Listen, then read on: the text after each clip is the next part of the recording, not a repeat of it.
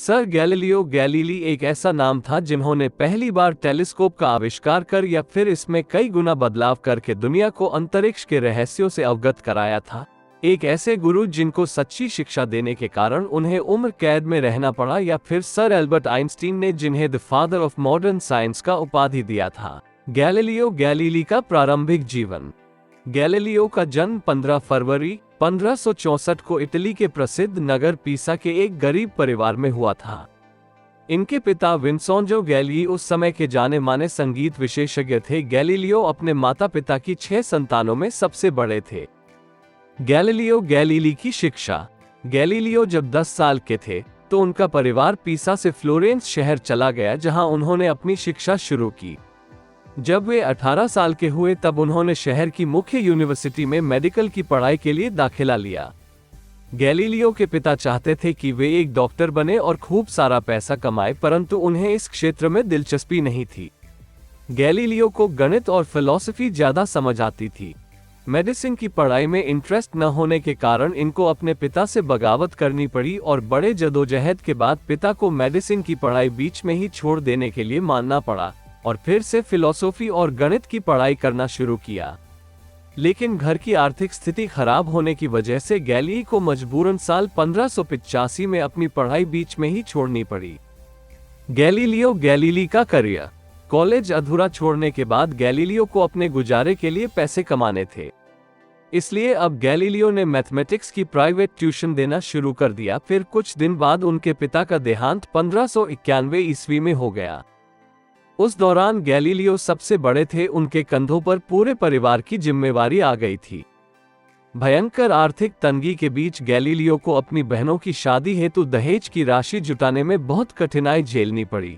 Italy में उस समय दहेज की कुप्रथा चल रही थी। गैलीलियो ने अपने आर्थिक स्थिति में सुधार लाने के लिए ट्यूशन के साथ साथ कपड़े की तथा गणित उपकरण की दुकान खोल ली, जिससे उन्हें आर्थिक लाभ भी हुआ। अपनी कमाई बढ़ाने के लिए बहुत ही जल्द उन्होंने यूनिवर्सिटी ऑफ पदुआ में मैथमेटिक्स के प्रोफेसर के रूप में ज्वाइन किया। यहाँ उनकी सैलरी भी पिसा से 3-4 गुना ज्यादा ही थी। पदुआ में गैलीलियो काफी खुश थे। समय बीतता गया। एक वक्त ऐसा भी आया जब बहनों की शादी के कारण गैलीलियो के सर पर कर्ज का बोझ बढ़ने लगा और गैलीलियो की कमाई से कर्ज चुकाना संभव नहीं लग रहा था। तब गैलीलियो की आंखों के सामने बस एक आखिरी रास्ता बचा था कि किसी नई चीज का आविष्कार किया जाए। गैलीलियो को ये बात मालूम थी कि यदि वो किसी एक समाधान के साथ कोई नया आविष्कार करेंगे तो वो उससे अच्छी खासी रकम कमा सकते हैं। बड़ी हुई मुश्किलों के बाद गैलीलियो ने एक थर्मामीटर का आविष्कार किया, पर अफसोस कि उसे कोई खरीद नहीं रहा था। लेकिन इसके बावजूद उन्होंने हार नहीं मानी और कुछ ही समय में गैलीलियो ने मिलिट्री कंपास का एक मॉडिफाइड वर्जन इन्वेंट किया, जिसके सहारे आर्मी सही निशाना भी साध सकती थी।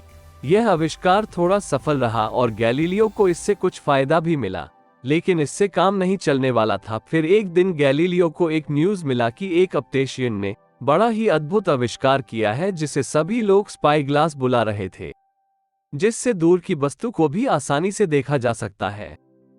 फिर क्या था, समझदार को इशारा ही काफी होता है। गैलीलियो ने अपने मैथमेटिक्स और अपनी रेफरेंस थ्योरी के आधार पर एक 10 पावर टेलीस्कोप को कुछ ही समय के अंदर बना लिया और सारी मॉडिफिकेशन करने के बाद लोगों के सामने प्रस्तुत किया। और यह आइडिया इतना हिट हुआ कि किसी ने बहुत ज्यादा रकम में इस आविष्कार को खरीद लिया। टेलीस्कोप के आविष्कार के बाद हर तरफ इनके नाम की धूम मच रही थी। भारी मात्रा में स्टूडेंट भी इनके नाम से ही यूनिवर्सिटी ऑफ पदुआ ज्वाइन कर रहे थे।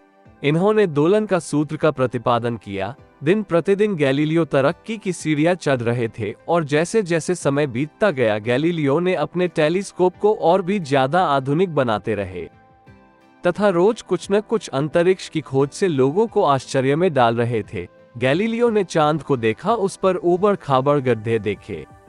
इसके अलावा उन्होंने बृहस्पति सहित कई ग्रहों पर नजर डाला। गैलीलियो ने प्रकाश की गति नापने का भी प्रयास किया। गैलीलियो वैज्ञानिक कोपरनिकस के नियम पर प्रयोग शुरू किए और फिर सही साबित होने पर इसका समर्थन करने लगे। कोपरनिकस ने सबसे पहले बताया था कि पृथ्वी गोल है और पृथ्वी समेत सभी ग्रह सूर्य के इर्द गिर्द चक्कर लगाते हैं।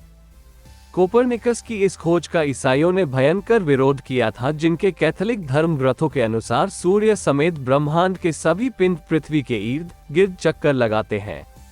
लेकिन गैलीलियो ने इसे फिर से सिद्ध किया और बताया कि ब्रह्मांड के सभी ग्रह सूर्य का चक्कर लगाते हैं।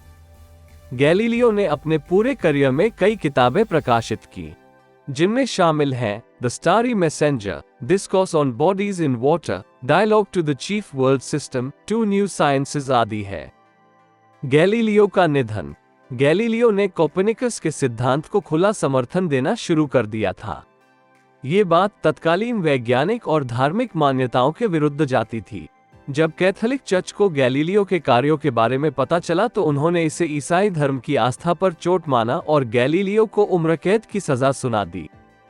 पर बाद में उन्हें घर पर नजरबंद कर दिया गया। घर में नजरबंद रहने के बावजूद भी गैलीलियो ने लिखना जारी रखा, पर उनके आखिरी कुछ सालों में उनकी आंखों की शक्ति चली गई। 8 जनवरी 1642 ईस्वी को उनकी मृत्यु हो गई।